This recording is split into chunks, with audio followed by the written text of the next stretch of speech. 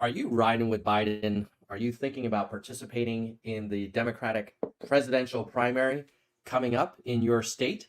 If you are, I've got 5 reasons why you may want to consider not supporting Joe Biden for the Democratic Party nomination. I'm going to give you the 5 reasons, and then I'm going to give you the arguments for and against each of them. The first one is none of us, well, 60% of us, don't want another 4 years of Trump. And if you don't want Trump, if you want to optimize for no more Trump, the responsible thing to do is to nominate a Democratic Party candidate who can beat him. And we don't need someone that can walk on water, but we do need someone that can walk and can make an argument and can inspire confidence in the electorate. And my argument would be that Joe Biden has done a lot of admirable things. He did beat Trump 4 years ago, and he did promise to be a transitional president. And history will always look very kindly upon his legacy during the last 4 years. But it's time for a change, and I think we all know that. And he isn't the same candidate that he was in 2020. In 2020, he was running as, Obama's former VP. Now he has his own record to answer for, and whether it's deserved or not, a lot of people and a lot of independents are not really happy with President Biden, and that's reflected in his historically low approval ratings, not just in 1 or 2 polls, but consistently over dozens of polls. He has an approval rating that is below that of any successful reelection campaign. And you can just see it. You can see how Biden carries himself literally and how he communicates. And some people will say, hey, that's not fair. That's ageist. Part of the job of being a presidential candidate is having the ability to communicate and to inspire confidence and to energetically work with multiple swing states and fly around and hold giant rallies and hold up in debates and do press conferences and take tough questions. And Biden was never particularly strong in those categories before. Remember, in 2020, he was 5th place in New Hampshire, with only 8% of the Democratic Party wanting him to be the nominee. But, we all compromised, and he won by 45,000 votes in 3 states. Biden of 2024 is not nearly as credible of a candidate as Biden of 2020. So reason number 1 is if you don't want Trump, then nominating Biden may not be the best move. The second reason is not only do most of us not want Trump, even more of us don't want a Trump versus Biden rematch. About 75% of the country does not want to see these two in November as the only options on the ballot. And the reason for that is I think all of us know that it's time for the next generation of leadership. And here's a thought exercise for you. How much more interested would you be, and not only more interested, but also more comfortable and pleased would you be with a Haley versus Phillips matchup in November? You just can feel the energy change in the room when you say that. Haley versus Phillips, Trump versus Biden. Now, why do you kind of get that energy with Haley versus Phillips? Number 1 is they're new names. I mean, we've seen Trump, it feels like forever. I mean, he's almost 80. He's been around for a long time. Every year of a Trump presidency feels like 7 years of a more typical presidency, good or bad. And Biden has been in Washington, D.C. for probably over 50 years now. So I think a lot of us are just ready for some new blood. And that's a good reason to participate in the Democratic primary and advocate for an alternative like Dean Phillips. Now, if you're like, hey, Haley has a better chance. Well, not really, because if there's anything that Trump has, it is loyal, faithful, fired up supporters. They're called the Trump faithful. The Trump faithful are not going anywhere. I mean, they feel like this is, they were robbed, they have grievances, they want revenge, and they want to support their guy. And I kind of admire, in some ways, the Trump supporters. Like they're have deep conviction. Now, have you ever heard of the term Biden faithful?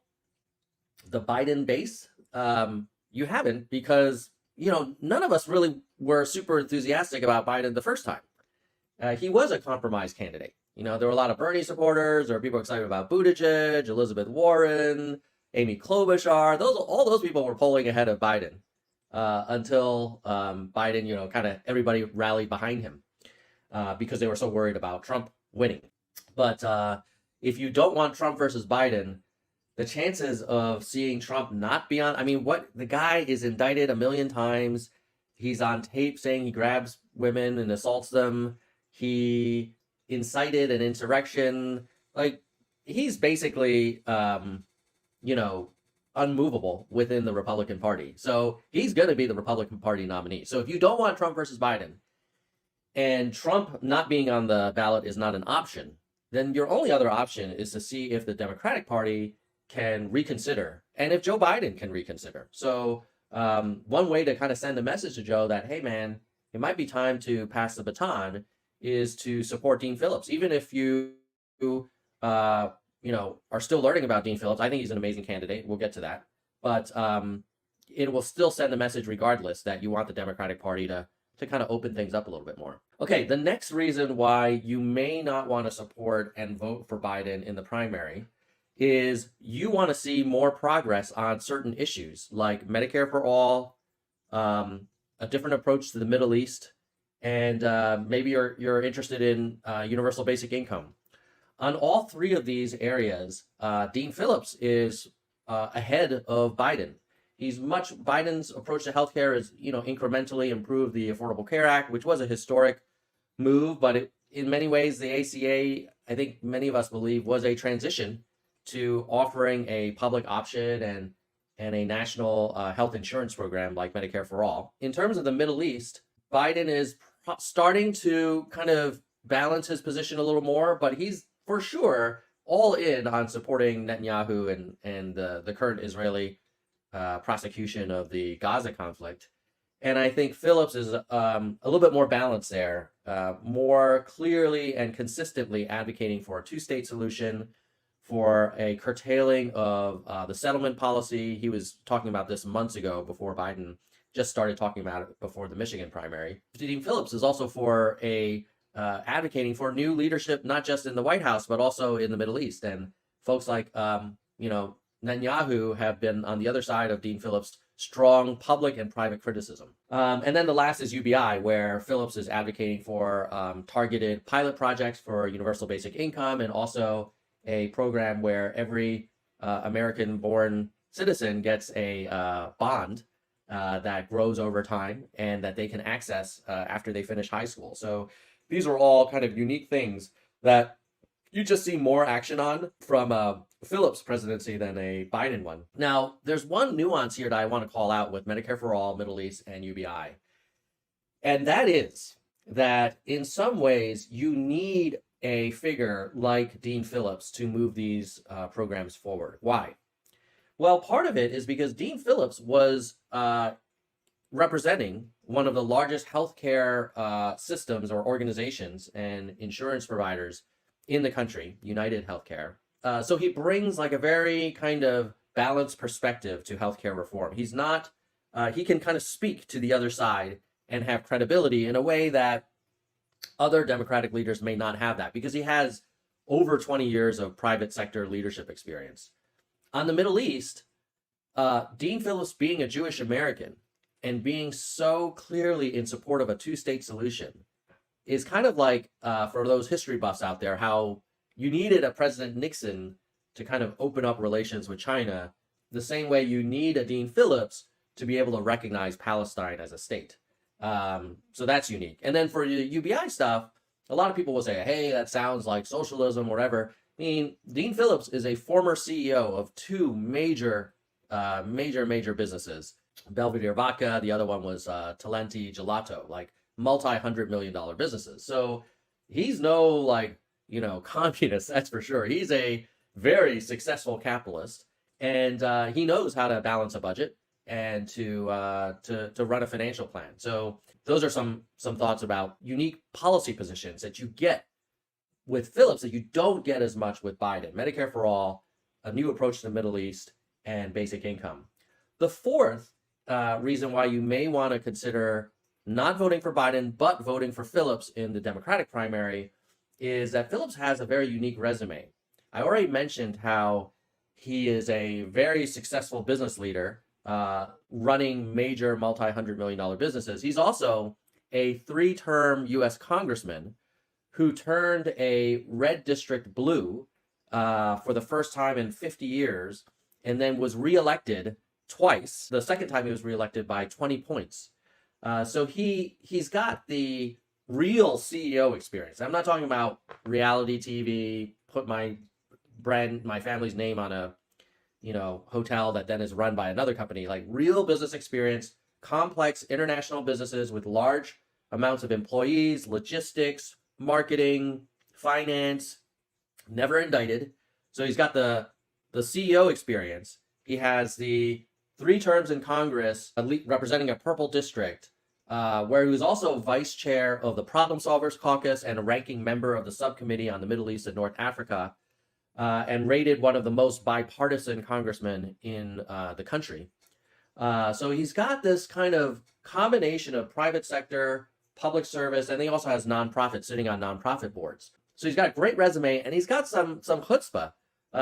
Who else would run against a sitting president, announcing your campaign in late October? And we kind of need someone that's going to be willing to kind of put it all out there. There's a lot of Democratic leaders on the bench who are staying on the bench. You've got Gavin Newsom kind of milling around. You have Whitmer and Pritzker kind of counting down the years till 2028. But, my hat's off to the guy who said, you know what? We cannot afford risking another 4 years of Trump. I know I'm going to jump out of line and kind of rise to the occasion, and I'm going to take some flack for that, but this is the right thing to do, and this is America. So reason number 4 is great resume with a sprinkle of audacity and being a bit of an insurgent. And then the last reason is that, let's just say Biden still gets the nomination, and let's say that he doesn't defeat Trump because he can't win over the independents, or he can't activate young Democratic voters who decide to sit out, or maybe they go for a third party like a Jill Stein or Cornel West.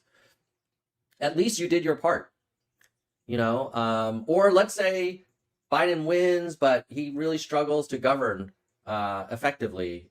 He'll be closer to 90 than he is to 80 by the time he finishes his second term, if he were to receive the nomination and squeak out another victory over Trump. So in either of those sort of scenarios, I think we all would feel better knowing that, we did our part as citizens. Like, we participated not just in the general election, but also in the primary process. We were supporting fresh ideas, fresh legs, a new generation of leadership. And, the party chose otherwise, and the country, made its decision. But you did your part. So in summary, the 5 reasons why I hope you strongly consider participating in the Democratic primary and consider supporting Dean Phillips is, number 1, we have to beat Trump. We have to nominate a candidate who doesn't have as many obvious limitations as Joe Biden does. Number 2, it is time. It's way overdue for a new generation of leadership. It's like we just skipped Gen X, and we've got the baby boomer generation just kind of persisting well beyond what would be a normal kind of typical time for a generation to lead. And I think we're seeing the results of that. And number 3 is, I, and hopefully you, would like to see more progress on Medicare for all, new approach to Middle East and foreign policy, and other ways to help Americans make this country more affordable and for them to, achieve the American dream. A bonus reason for another piece of policy that I forgot to mention is immigration. Dean Phillips has been to the border twice, and he's the only elected Democrat who had talked about the southern border being a crisis for months and months and months. Yes, now Biden is talking about it, but Biden was president for the last 3 years. The southern border was under his watch. And so Phillips is advocating for making legal immigration much easier, but also making illegal immigration much harder, including enhanced border security and massive reform to the asylum application process, which is a complete disaster. And that's not just a partisan kind of point of view. Like, both Republicans and Democrats, I think, all understand that when you allow an unlimited number of people to step onto across the border, apply for asylum, and then wait sometimes 4, 5, 6 years for a decision and stay in the country while they wait. Like that is a loophole that people are driving through. And I don't blame the migrants who are seeking a better life. I also know that no country can afford to support unlimited immigration. And Dean Phillips is the only one saying, hey, let's find a way to be more humane and also sustainable for helping both immigrants who want to come to the United States and people who are here already. He's got some novel ideas like why can't people apply for asylum from their own country? Why do they have to come across the border and wait here for 4 years or 5 years for a decision? So number 3 was policy. Number 4 was an amazing resume of private sector, public sector, nonprofit, and a little bit of Gen X chutzpah. And then number 5 is, look, if you're feeling like, come on, it's going to be Trump versus Biden, there's nothing we can do. That's the odds are that is the likely outcome. But as Americans and as citizens with the right to vote and the opportunity to participate in primaries, you got to give it your own college try and weigh in. And if enough of us do that, we can avoid a Trump versus Biden rematch. We can avoid another Trump presidency. But it does require you to show up at the polls and make your voice heard. So hopefully this was helpful. If you want to know about Dean Phillips's other policies, just go to dean24.com and he's got a bunch listed there. And I hope you'll seriously consider it and appreciate